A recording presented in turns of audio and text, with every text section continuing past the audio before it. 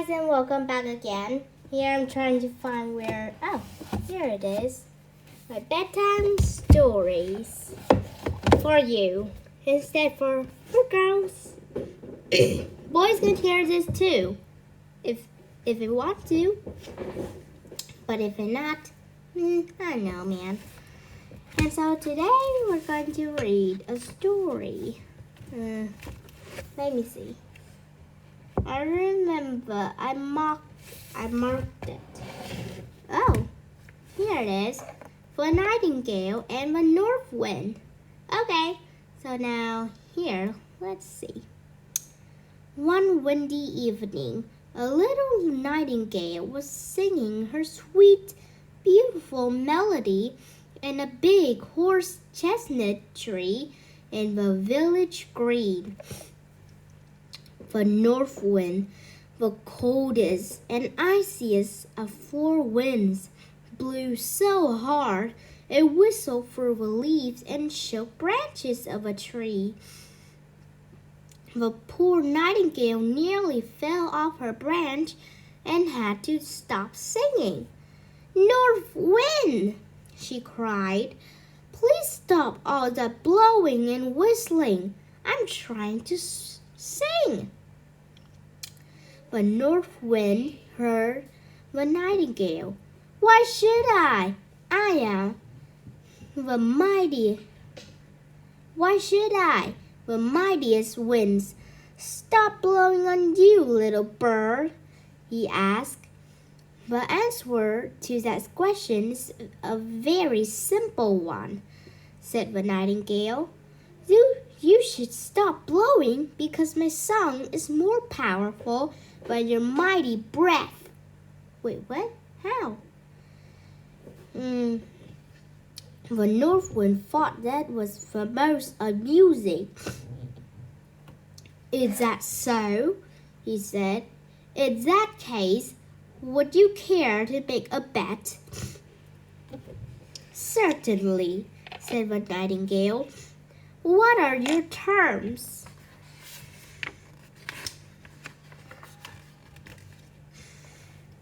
The north wind thought for a moment. "We'll see who can make the most people in the village gather by this big tree," he said. "I'll go first, and if I win, I'll blow as hard as I like, forever. However, if you win, I agree to stop blowing altogether." The nightingale agreed to the bet and flew off to a nearby bush to watch.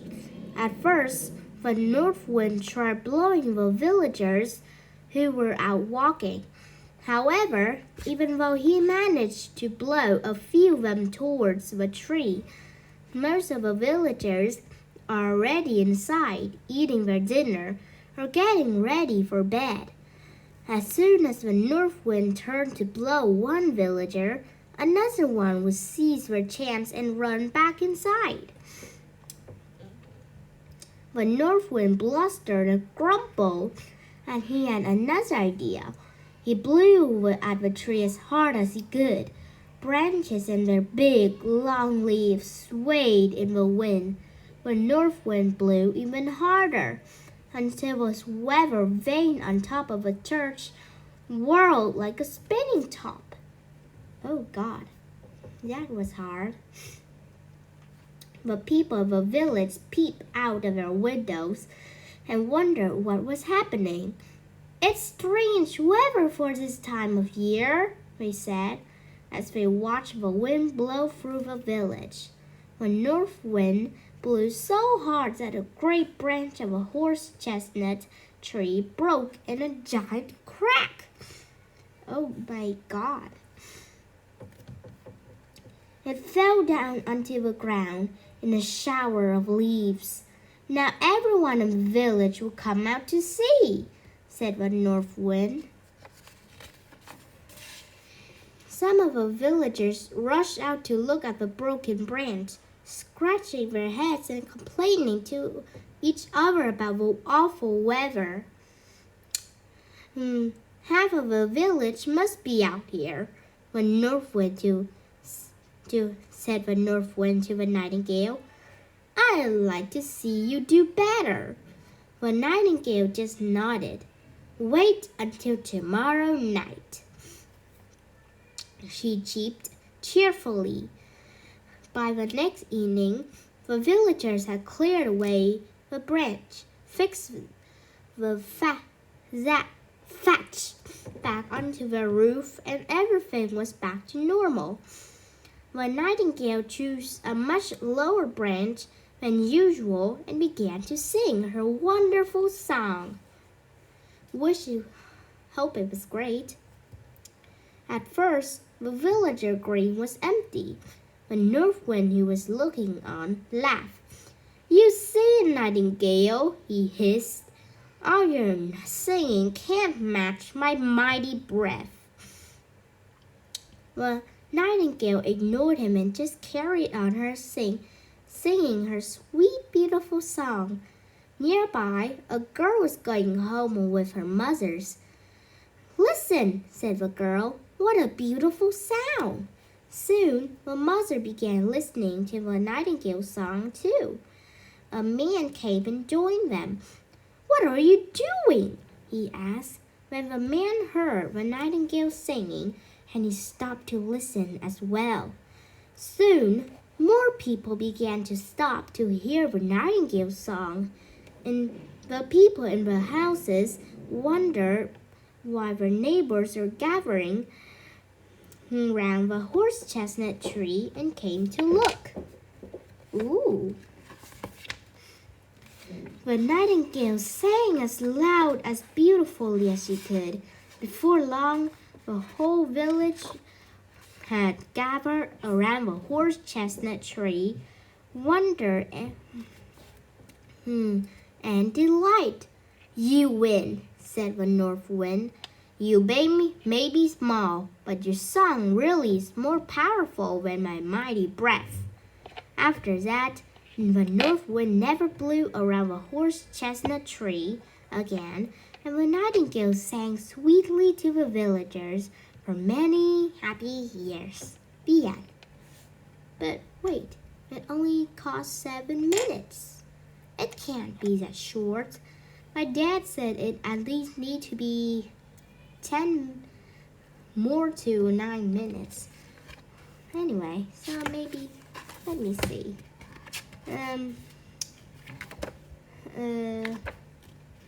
Let me see.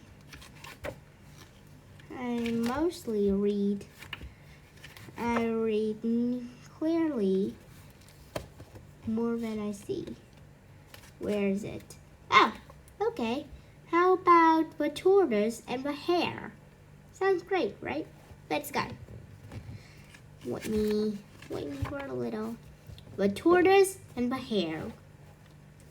One fine day in spring, the animals of the meadow were playing in the sunshine. Then as a sleek, speedy hare bounded up to them. Show off all to our animals. He ran around with an old bear. Round the old bear from the woods, raced past by the rabbits, and outran the swift, sly fox. I'm the fastest creature in the world, said the hare proudly. No one can beat me.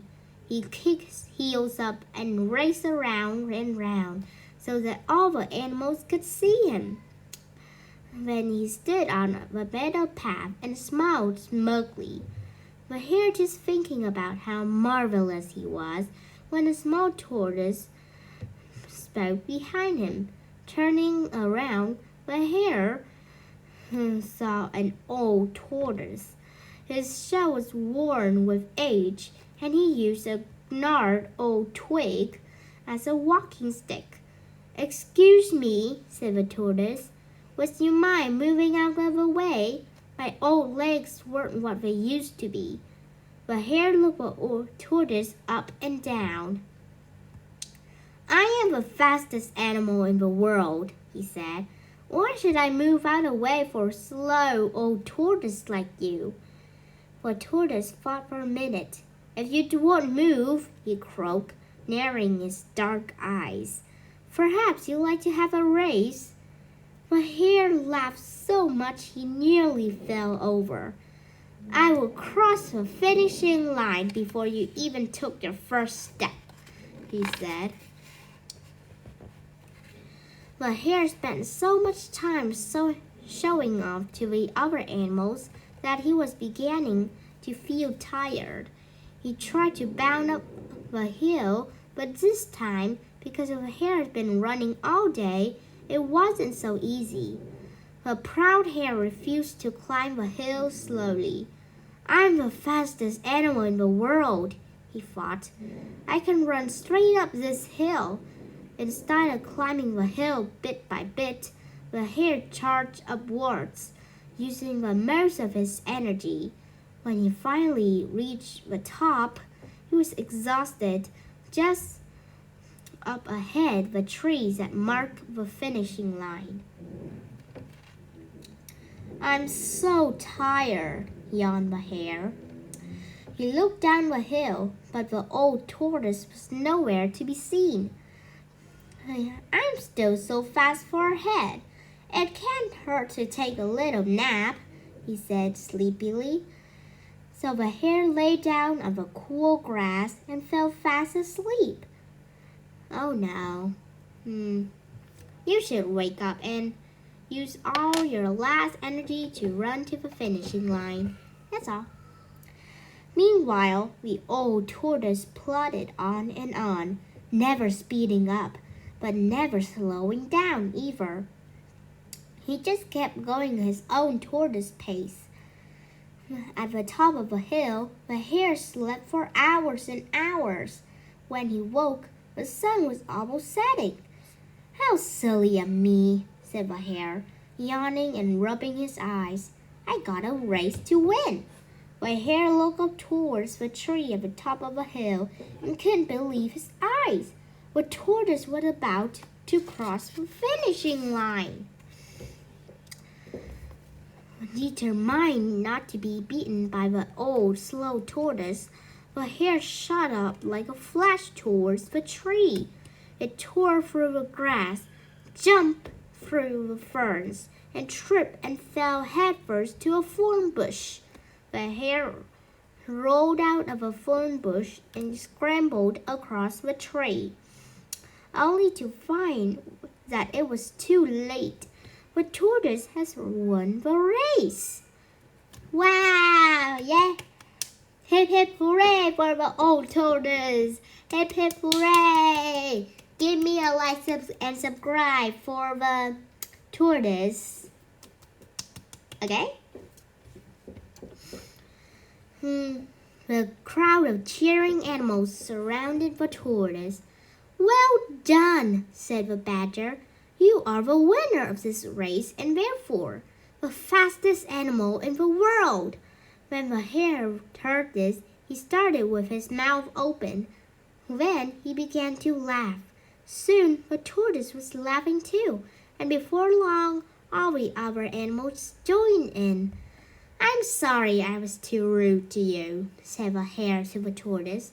"I was so busy showing off and telling everyone how fast I was. I used up all my energy, but you just keep on going, and you won the race, fair and square." The tortoise smiled wisely. "Sometimes slow and steady is best," he said.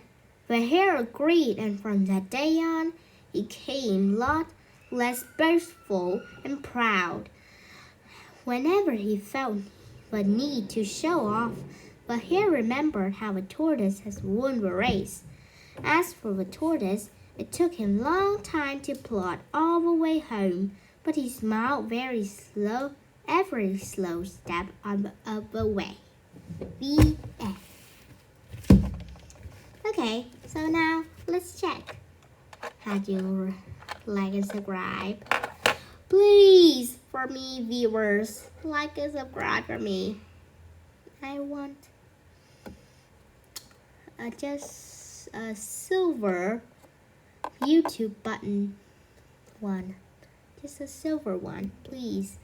Anyway, so I don't think you can understand the silvery thingy well. But anyway, bye-bye.